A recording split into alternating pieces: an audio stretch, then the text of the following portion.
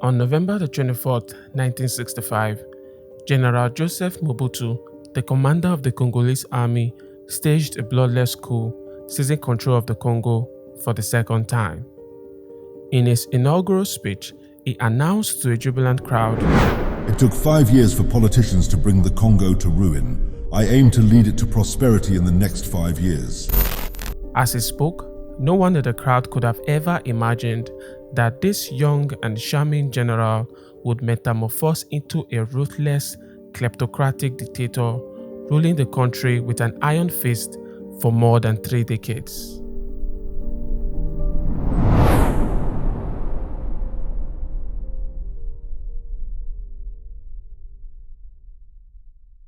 Mobutu was born on the 14th of October 1930 in the town of Lisala in the Belgian Congo. His mother was a hotel maid while his father served as a cook for a Belgian judge. Unfortunately, he passed away when Mobutu was only 8 years old.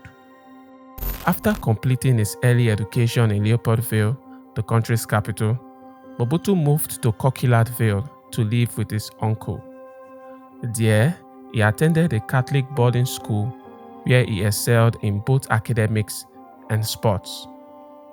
However, he also gained a reputation for being quite rebellious. Once in 1949, he snuck away from school on a boat to Leopoldville to meet a girl. Several weeks later, the school authorities found him and brought him back to school. As punishment, he was conscripted into the Colonial army where he served for 7 years. While serving in the army, Mobutu learned the art of discipline. He found a father figure and mentor in Sergeant Louis Bobozo, his drill instructor from 1953 to 1954. Being exceptionally intelligent, he continued studying, borrowing newspapers and books from Belgian soldiers in the army. He took a particular liking for the works of the English and the French Prime Ministers Winston Churchill and Charles de Gaulle, along with the profound insight of the Italian Renaissance philosopher Niccolò Machiavelli. Soon, he rose from a clerk to a sergeant major, which was the highest rank open to Africans at the time. In 1956, Mobutu left the army for a full-time career in journalism. Eager to elevate his career, he attended the World's Fair in Brussels, Belgium to cover the event and receive training. But while there, he would meet the Congolese nationalist and future Prime Minister Patrice Emery Lumumba. Mobutu was so impressed by Lumumba that he joined his political party, the MNC, eventually becoming his right-hand man. On the 30th of June 1960, the Congo became an independent nation, with Joseph Casavubu as president and Patrice Lumumba as prime minister. However, a few days after the independence ceremony, the country was thrown into turmoil as soldiers from the Congolese army, the Force Publique, revolted against their white officers. This event officially marked the beginning of the Congo crisis, spanning from 1960 to 1965. We have made a very detailed video about this crisis, so do well to check it out after watching this one. The link will be in the description of this video. For the sake of clarity, here are briefly the following events that unfolded during the crisis. After the revolt from the Force Publique, Lumumba restructured the army by replacing the white officers with black ones. He also renamed the army and appointed Colonel Joseph Mobutu as the army chief of staff. But despite his relentless efforts to regain control of the Congo, the seeds of fragmentation had already been sown, and soon after, 2 of his prominent regions would secede from the country with the support of Belgium. Amid the chaos, President Joseph Casavubu decided to dismiss Lumumba, but in a swift turn of events, Lumumba retaliated by also deposing the president. As a result, an ensuing political turmoil occurred between the two as both parties ordered Mobutu to arrest the other. However, Mobutu, who secretly supported Casavubu, launched a bloodless coup on September the 14th, seizing control of the country and placing Lumumba under house arrest. Subsequently, Lumumba tried to escape, but he was caught by Mobutu soldiers and sent to the secessionist province of Katanga, where his life would meet an untimely and brutal end on January 17, 1961. The next month marked a significant turn for Mobutu as he rose from colonel to major general, assuming the role of commander-in-chief of the Congolese armed forces. This transition occurred after he returned the government to President Casavubu. The new government now directed its efforts toward crushing the rebellion in Katanga and South Kasai, and with the help of foreign intervention, notably from the United Nations, they succeeded. However, a group of Lumumba supporters known as the Simbas staged another rebellion from the eastern part of the Congo. This too was also crushed in 1965 with the assistance of the United States and Belgium. During this rebellion, Moise Tshombe, the exiled leader of the secessionist state of Katanga, was appointed prime minister. He would also find himself at loggerheads with President Casavubu. In March 1965, the Congo held its national elections and Moise Tshombe's Convention Nationale Congolais (CONACO) secured a large majority of seats. Tensions soon escalated as a significant part of Tshombe's party defected to form the new Front Democratique Congolais (FDC). As a result, the Congolese legislature was completely divided as CONACO gained control of the Chamber of Deputies while the FDC took charge of the Senate. Attempting to exploit the situation, President Casavubu deposed Tshombe and appointed Evariste Kimba of the FDC as Prime Minister. Kimba, who had previously served as Tshombe's Minister of Foreign Affairs during the Katangese Rebellion, faced resistance as the pro-Tshombe parliament refused to ratify his appointment. This political deadlock created the perfect opportunity for the army chief, General Joseph Desire Mobutu, to seize power once again in a bloodless coup on November 25, 1965, marking the end of the Congo crisis. Upon assuming power, Mobutu swiftly instituted an unchallenged one-man rule. The initial months of his regime were characterized by a strategic focus on neutralizing any opposition. He did this by dissolving the parliament and all political activities, reducing the number of provinces from 21 to 9, abolishing the post of prime minister, and publicly executing anyone who posed a threat to his rule. Furthermore, he made the Congolese army the cornerstone of his authority. Barely 6 months into the regime, Mobutu uncovered a plot to overthrow him. 4 members of the previous regime had been caught planning the coup, the predominant of which was Evariste Kimba, the man who had briefly served as prime minister just before Mobutu's coup. They were tried, sentenced to death, sent to the gallows, and hanged before 50,000 spectators. Even though the executions were opposed by his wife and the international community, Mobutu felt that he needed to set an example to instill discipline in his regime. His former opponents, Casavubu and Tshombe, sought refuge immediately after the coup. While Casavubu fled to his region, Tshombe returned to Spain. 4 years later, Casavubu passed away at the age of 52, succumbing to cancer. Dans nos démocraties, nous ne pendons pas les politiciens, nous n'exécutons pas les politiciens. Mais, je vous répète encore ici, mon cher ami, nous ne sommes pas des Européens, nous ne sommes pas des Occidentaux, nous sommes plutôt nous autres des Bantous. Et puis, ne croyez pas, parce que nous avons été colonisés par les Occidentaux, que nous sommes devenus par là des Occidentaux, nous restons Bantous, et nous avons nos mœurs, qui ne sont pas le vote, qui ne seront jamais les votes. C'est dire que la démocratie, telle que nous l'entendons, n'est pas applicable telle qu'elle ici, à votre avis? On peut l'appliquer, mais pas à la lettre, comme chez vous. Quelle est la nuance exacte alors? La nuance, c'est que chez nous, le respect dû à un chef, par exemple, c'est quelque chose de sacré. On ne peut pas jouer ou blaguer avec un chef. Lorsqu'un chef décide, il décide. As for Tshombe, he continued to nurture major political ambitions. He shuttled back and forth between Paris, Madrid, and Palma de Mallorca, thinking of a possible return. Mobutu was dead set against that.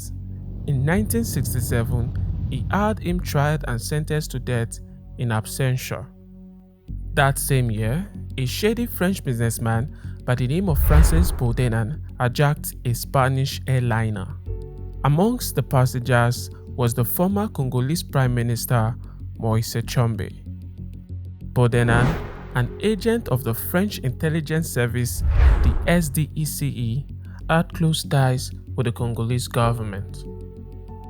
He initially invited Tshombe for an airborne jaunt from Palma to Ibiza, but on the way, he drew out his pistol, fired 2 shots, and ordered the pilot to land the plane in Algeria. Upon landing, Tshombe was placed under house arrest. Consequently, the Congolese government persistently demanded his extradition to the Congo, but the Western supporters pushed for his release. The Algerian president, Ouari Boumediene, granted none of these requests. Initially, he hoped to extradite Tshombe by urging the Congo to sever diplomatic ties with Israel, but French President Charles de Gaulle advised against this exchange, fearing it would likely lead to another murder similar to that of Patrice Lumumba.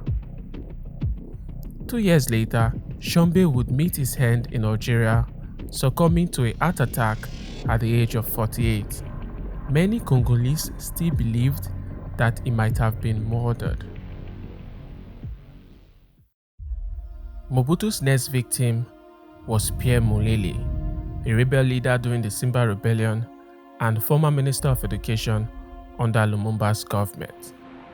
He had fled to Congo-Brazzaville after the rebellion, but was lured out of exile by Mobutu with the promise of amnesty. Upon entering the Congo in 1968, he was received by the Congolese Minister of Foreign Affairs, Justin Bomboko. But soon, Mobutu's soldiers took hold of him. They took him to the army base where he was tortured and gruesomely murdered. His body was then cut to pieces and thrown into the Congo River.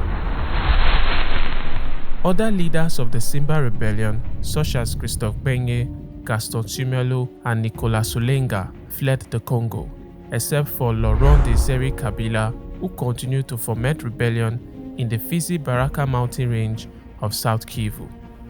However, by late 1968, the entire Congo came under the control of General Mobutu.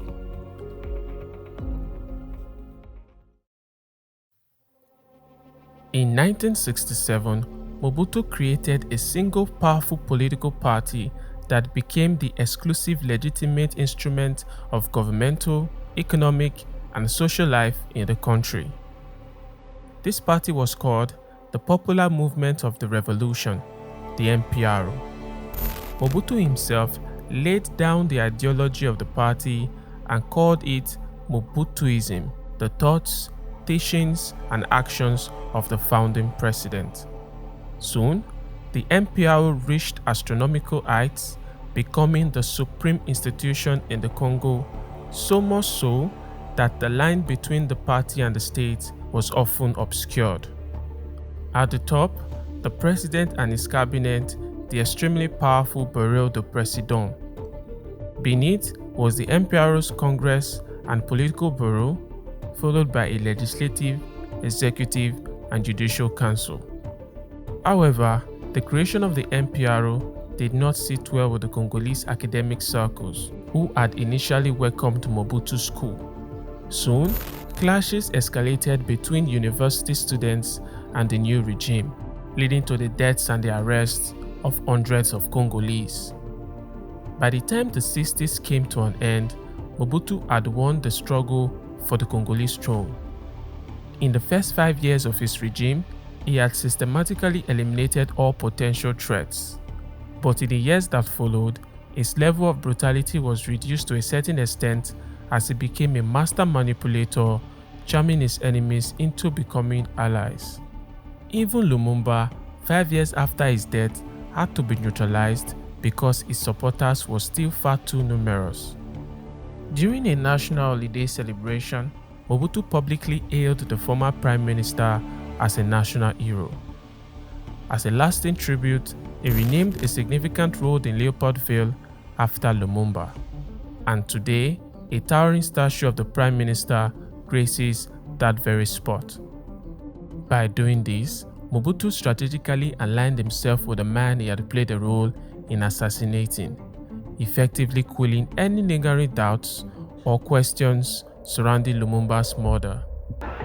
Pour perpétuer l'exploitation de l'homme noir par l'homme blanc, les colonisateurs se mirent à liquider systématiquement les traditions africaines, les langues africaines, la culture africaine. Bref, à abrutir complètement le noir, de façon à ce qu'il ne parle, ne pense, ne mange, ne s'habille, ne rit et ne respire que suivant le mode du blanc. Mobutu became president in 1970 and the Congo entered the Second Republic the following year.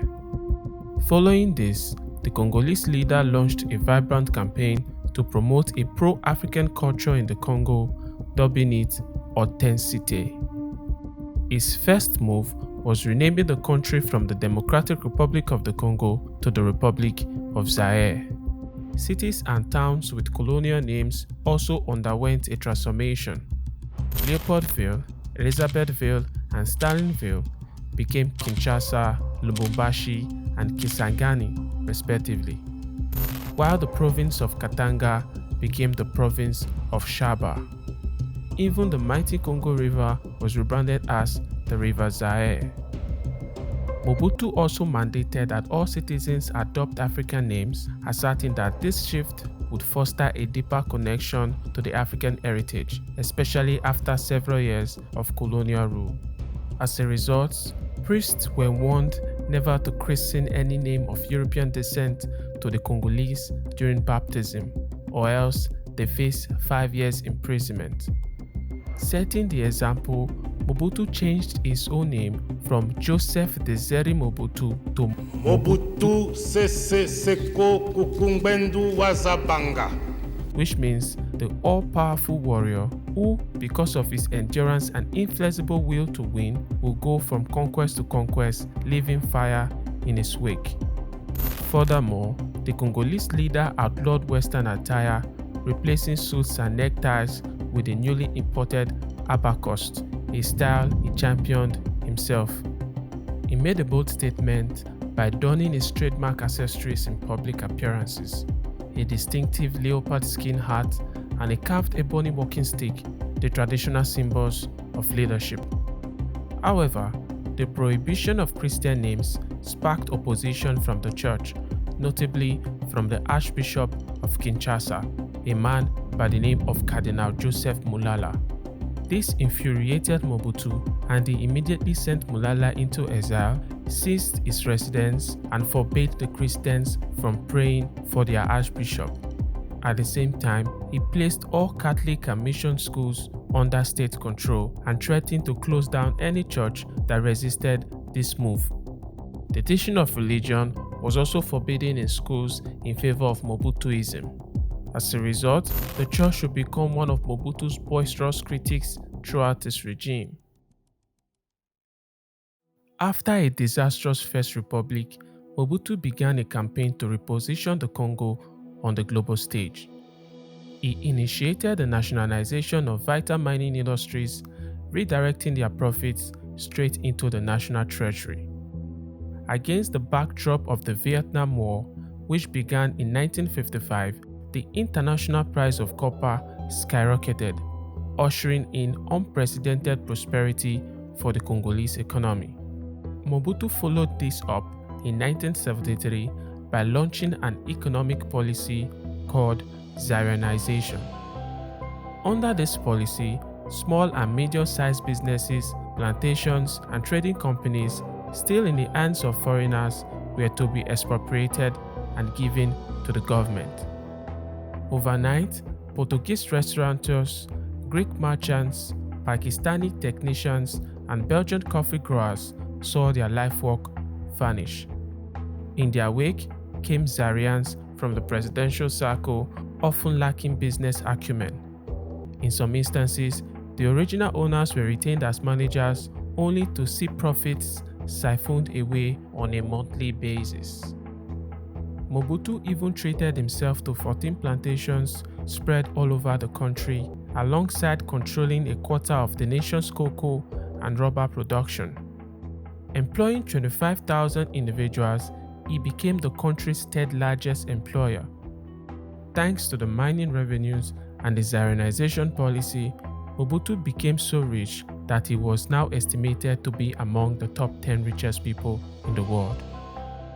His fame grew in 1974 when he hosted the heavyweight boxing championship bout between George Foreman and Muhammad Ali in Kinshasa. The Rumble in the Jungle, as the fight was called, attracted a huge American television audience, most of whom were hearing about Mobutu and Zaire for the first time. Despite being a brilliant communicator, Mobutu failed as an economist. Things soon came to an agonizing halt in Zaire when the Vietnam War finally ended. The price of copper plummeted, and the global oil crisis at the time was beginning to be felt throughout the country. As a result, the price of commodities shot up, unemployment skyrocketed, and food became unaffordable. Mobutu's promise of economic recovery had now ended in catastrophe. In a last dish to save the country's economy from total collapse, he attempted to give what remained of the companies back to their original owners, but they were no longer interested in the least. Meanwhile, on the other side of the Angolan border, troops loyal to Moise Tshombe, the veterans of the Katanga secession, were becoming increasingly active. Many of them belonged to the Lunda tribe, a people whose traditional territory reached into Angola. They had been driven into exile in Angola by Mobutu after the end of the Simba rebellion. Now, along with their sons and recruits, they were out seeking revenge. Led by a man by the name of Nathaniel Mbomba, they rebranded themselves as the Congolese National Liberation Force, also known as the Katangan Tigers. Backed by Angola's ruling MPLA, who also wanted Mobutu ousted for supporting anti-MPLA rebels in the country, they invaded Zaire on two separate occasions. The first was in 1977. On the 8th of March 1977, the Katangan Tigers began the invasion of Zaire from the region of Shaba. After experiencing some initial successes, Mobutu crushed the rebellion 8 days later with the help of France, who airlifted about 1,500 Moroccan paratroopers into the country. However, the rebels attacked again in large numbers in 1978. They crossed the border and succeeded in seizing a large part of western Shaba. Nonetheless, Mobutu's allies, France, Belgium, and the United States, intervened after the rebels allegedly murdered 30 foreigners. And yet again, Mobutu had succeeded in driving the rebels back into Angola. The two Shaba invasions were short-lived, but the lessons they taught were of great importance. The first was that Mobutu's army was practically worthless and that he had survived by a dint of foreign support. The United States in particular had been a faithful ally of Mobutu since 1960. They saw in him an enigmatic leader who could fight the spread of communism in the Congo and Central Africa at large. As Mobutu continued to enrich himself, the Zairean economy continued to decline. Year after year, The GNP dropped by a few percentage points, while an annual inflation rate of 60% became the norm. By the end of 1977, Zaire's foreign debt totaled $887 million and the country was now on the verge of total collapse. Consequently, Mobutu appealed to the International Monetary Fund, the IMF, for emergency loans. Although he got them, he had to agree to cut public spending, raise tax revenues, enhance infrastructure, and above all, devaluate the currency. In late 1976, there were 59,005 Zaire notes in circulation. By late 1979, the number surged to 363,000, a six-fold increase. The Zairean currency was devalued no less than 6 times. It was worth $2 in 1975 and only 3 cents in 1983. The result was massive inflation. By the time the 1990s came, Zaire's total national debt had risen to an insane amount of $10 billion. Mobutu's extravagant spending only exacerbated the situation. He continued to line his pockets and those of his allies with funds from the national treasury. During his reign, conservative estimates suggest that he diverted over $200 million for personal gain, accumulating a fortune estimated at $5 billion by 1984. His properties included a dozen castles in Brussels, a lavish 8,000 square foot apartment in Paris, an estate in the Portuguese Algarves, hotels in Western and Southern Africa, a luxury yacht, and a fleet of Mercedes-Benz vehicles. But none of this came close to the luxurious palace he erected in the middle of a jungle in his native region of Gbadolit. A crowning jewel of Mobutu's opulence, the 150,000 square foot palace was clothed with 7 meters high mahogany doors, Venetian mirrors, and empire furniture. No expenses were spared and no luxury was too excessive. There were jacuzzis, massage rooms, a swimming pool, a beauty parlor, to name a few. Mobutu's lavish lifestyle catapulted him to global notoriety, cementing his reputation as one of the foremost examples of a nepotistic and kleptocratic dictator. In this regard, on November 1, 1980, a group of 13 members of the parliament, led by a man by the name of Etienne Tshisekedi, sent a 52-page open letter to the Zairean president calling for political change. Tshisekedi himself had worked for years under the dictatorship of Mobutu, occupying several ministerial and ambassadorial posts. He was also among those who wrote the Congolese Constitution of 1967. The following is an excerpt from the letter. For 15 years, we have obeyed you. Look at all the things we've done during that time, just to please you. Sing, dance, and perform political drama. We have been through every form of humiliation, all sorts of insults, unlike anything even pressed upon us by our colonizers. And we did all that so that you would lack for nothing as you set about achieving, even if only half, of the social model you presented to us. Did you succeed in that? Unfortunately, no. After 15 years of government, which you have carried out without any distribution of power, we are now faced with 2 divided camps. On one side, we have a few scandalously wealthy members of a privileged caste. On the other, we have the masses of people who live in the darkest misery and can depend at most only on international charity to survive after a fashion. And if that charity happens to reach Zaire, these same wealthy few make arrangements to claim it to the disadvantage of the needy masses. You have often said that a real chief admits his own mistakes. You have done so often enough. But the tragedy is that you do not always assume the consequences of those mistakes. And the worst thing is that you take 1 step forward and 3 steps back. Upon receiving the letter, Mobutu arrested and sent all 13 men into exile. However, in 1982, a few of them, including Tshisekedi, set up an opposition party to challenge the MPRO's single-party state. They called it the Union for Democracy and Social Progress, UDPS. 5 years later, Mobutu invited members of the UDPS to Gbadolite and asked them if they could join the MPRO. In return, he promised to offer them ministerial or managerial positions in the state-owned companies. A lot of them accepted the offer except for Tshisekedi and a few members. You see, Mobutu loved to mollify his critics by offering them ministerial positions. Also, Mobutu didn't hesitate to employ women in his power games. He used women from his province to advance his political ends and slept with wives of his cabinet ministers to hear their secrets and humiliate them.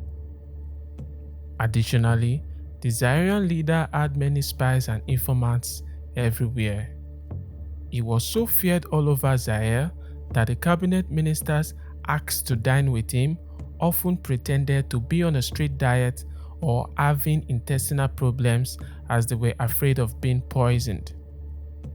His special military force, the DSP, made up of soldiers from his native tribe, was tasked with the sole purpose of protecting him.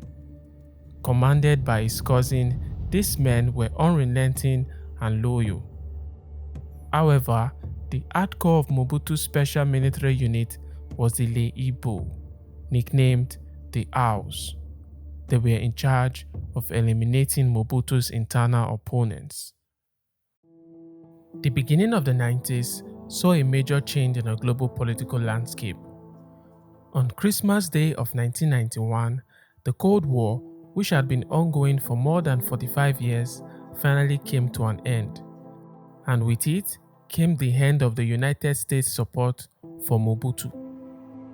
Meanwhile, earlier in 1990, Nelson Mandela, the South African anti-apartheid activist who had been in jail for 27 years, was finally released. This gave hope to Africans and sent shockwaves throughout the continent. Soon, cries to end the single-party system in favor of a multi-party one were heard all over the continent, and soon after, it reached Zaire. Mobutu, realizing that he could no longer ignore the cries of his people, decided to consult them. His friend and fellow dictator, President Nicolae Ceausescu of Romania, had been publicly executed in 1989. He now feared that the same fate might befall him, as the Congolese people had begun to nickname him Mobutu Sese Ceausescu, a clear reference to his late Romanian friend. Consequently, Mobutu sent a group of consultants from city to city to organize public hearings. All over the country, citizens were allowed to express their opinions and air their grievances concerning Mobutu's regime. The first hearing was held in Goma and Mobutu was in attendance. He was quite willing to hear the constructive criticism, but what came out was rain of complaints. This was too much for him to bear, so he refused to attend the rest of the sittings. The investigators did their job, drawing up 6,000 reports, of which a bulk of them spoke against his government. Following this, on the 24th of April 1990, Mobutu summoned all his generals, magistrates, cabinet ministers, provincial governors, and members of the parliament and announced the end of the single-party state.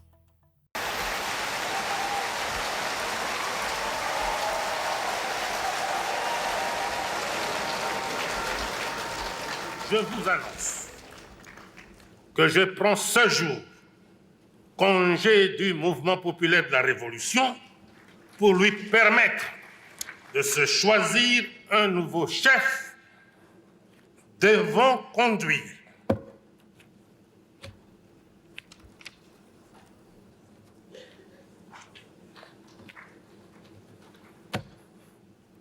Comprenez mon émotion.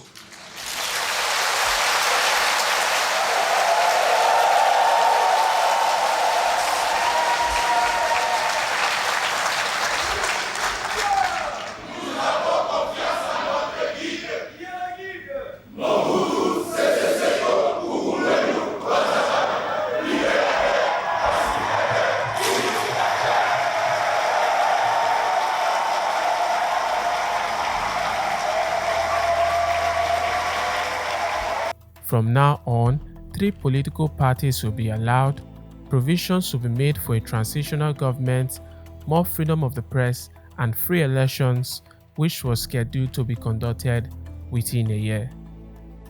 As the people watched in amazement, they began to ponder, was this how the Second Republic would come to a definitive end?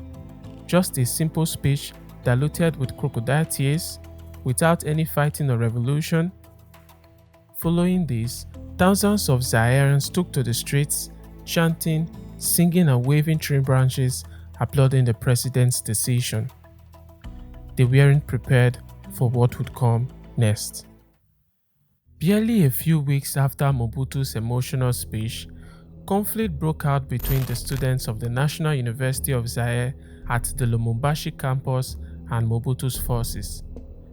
The students had organized a peaceful demonstration in solidarity with fellow students in Kinshasa, the country's capital, when they discovered 3 other students from Mobutu's tribe who had worked as spies for the president and constantly gave the security forces the names of opponents in the government. Resultingly, the 3 students were badly beaten, stoned, and thrown into a hole before the police came to their rescue.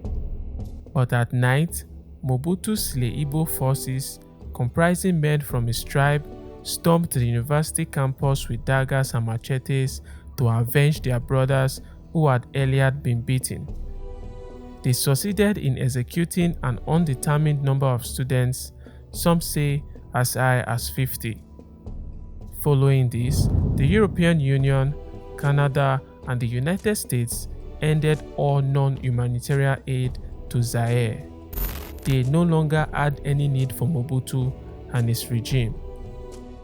The mounting internal opposition and international pressure provoked by this massacre forced the convening of a sovereign national conference in Kinshasa to deliberate on the future of the nation and provide a shift from the Second to the Third Republic. The participants did not only include politicians and provincial representatives, but also heads of major organizations and churches. Meanwhile, on September 23, 1999, soldiers at the Paratrooper Center in Kinshasa staged a mutiny. Many of them had been unpaid for a long time. They took control of the nearby airport and engaged in serious looting. Stores, shops, gas stations, public buildings, and even some private homes were plundered. Soon, ordinary civilians joined in on the pillage. The upheaval spread to other cities and went on for days. In the end, some 30 to 40% of all urban businesses in Zaire were destroyed, and about 117 persons lost their lives. This event will later be known as the First Plundering. All this while, Mobutu did not react. This made many to suspect that he had provoked the mutiny himself to discredit the opposition. By January 1992, it had become clear to all that real efforts would have to be made to achieve a change in the government because Mobutu was not ready to go out without a fight. The president had now suspended the National Conference, blocking all attempts to remove him from power. This suspension triggered a new wave of opposition, causing an eruption of numerous strike actions that completely paralyzed the already struggling economy. Following this, on the 16th of February 1992, about 1 million Zairean Christians marched through the streets of Kinshasa, demanding the resumption of the Sovereign National Conference. Simultaneously, similar demonstrations were held in major cities throughout Zaire. However, this march of hope would end in a bloodbath as Mobutu's security forces fired at the protesters in Kinshasa, leading to the deaths of about 35 civilians. Afraid of being completely excommunicated by the international community, Mobutu allowed the National Conference to reconvene in April and withdrew more to his palace in Badolit.